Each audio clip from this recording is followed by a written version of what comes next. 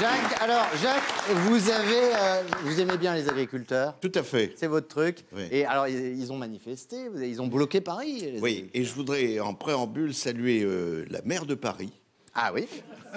Anne Hidalgo, notre héroïne. Je voudrais saluer à sa juste hauteur.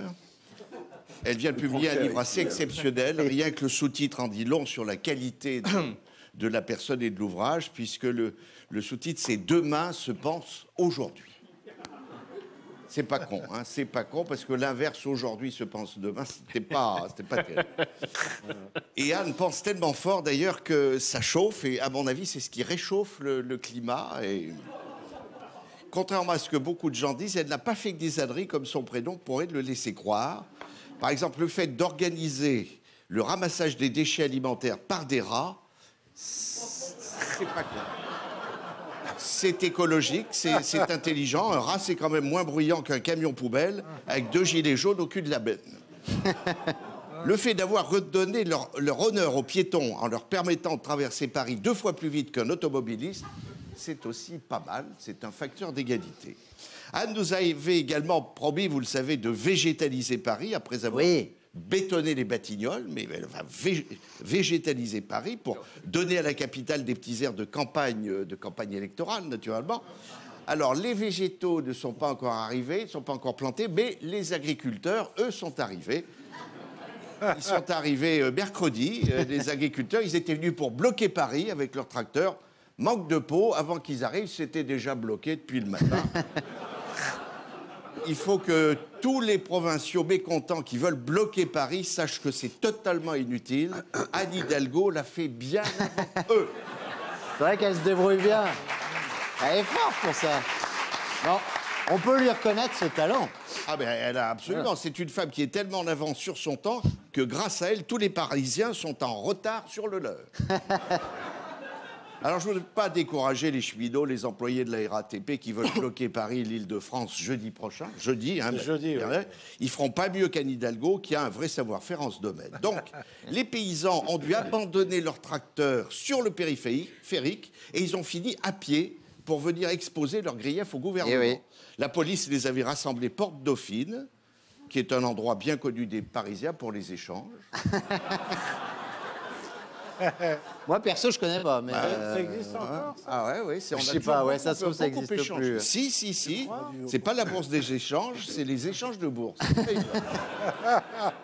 Alors, nos agriculteurs ont été un peu échaudés, bien sûr. Eux qui étaient venus pour nous expliquer qu'ils avaient de plus en plus de mal à boucler leur fin de mois, quand ils ont vu que les Parisiens étaient désormais obligés de se déplacer à 2 ou 3 sur une seule trottinette, ils se sont dit qu'il n'y avait pas que de la misère dans les campagnes.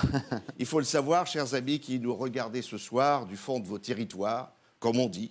On dit aujourd'hui les territoires. On dit plus la province. Hein, on dit plus la province, ou Cambrousse, c'est pire. C'est vexant, on dit territoire. Donc, selon le souhait d'Anne Hidalgo, tout Paris se déplace désormais en trottinette. Bernard Arnault se déplace en trottinette. François Pinault en trottinette. Martin Bouygues en trottinette. Olivier Dassault en trottinette. Notre patron, Nicolas. Il s'appelle Nicolas et on l'aime beaucoup. Et on l'embrasse fort. Ah oui, on l'embrasse.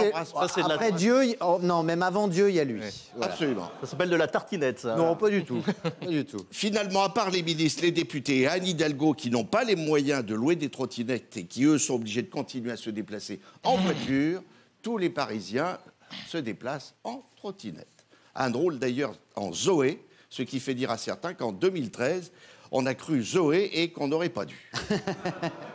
Les paysans sont donc venus à Paris voir l'état de ce qui devait devenir normalement une sorte de département de la Creuse, puisqu'elle veut faire la Creuse à Paris, sauf que les gens qui vont dans la Creuse, ils n'aiment pas la Creuse parce qu'il y a des bruits de vaches. Vous savez, c'est pas...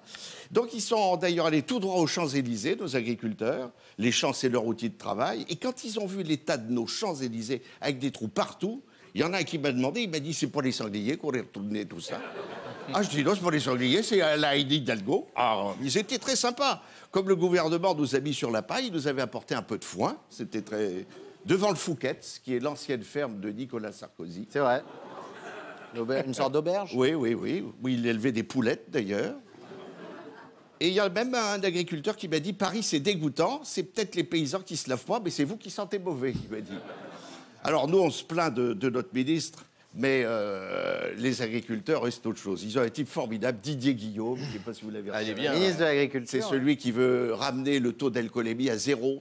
Ouais. Et comme je sais que Marc Lavoine aime beaucoup les médecins, je crois que les médecins ont dit c'est pas possible. On a toujours un fond d'alcool dans le corps. Ah oui? Bah oui. Enfin, non, l'autre et l'autre. Bah oui. Mais toi c'est pas un fond que t'as, toi, c'est une cuve entière. toujours un C'est du Coca-Cola. Heureusement qu'il conduit pas, celui-ci. Absolument. Pardon, allez-y. Et donc, j'ai dit à un des agriculteurs, je dis, mais votre ministre, qu'est-ce qu'il... Ben, il me dit, notre ministre, il fait rien pour nous, mais il nous a dit ce matin qu'il était de tout cœur avec nous. Bah, c'est Je l'essentiel. trouve ça formidable. Il m'a dit, finalement, on n'est pas mieux lotis que vous à Paris avec votre belle de Cadzix qui s'habille dans des toiles à rideaux de chez Ikea. Oh non, pas les affaires. Non, ça, on avait dit pas les affaires. Alors, ils étaient tellement dépités, nos paysans, que sur le coup de 18 h, ils ont décidé de retourner dardard chez eux, respirer un bon coup de glyphosate pour se désinfecter les poumons.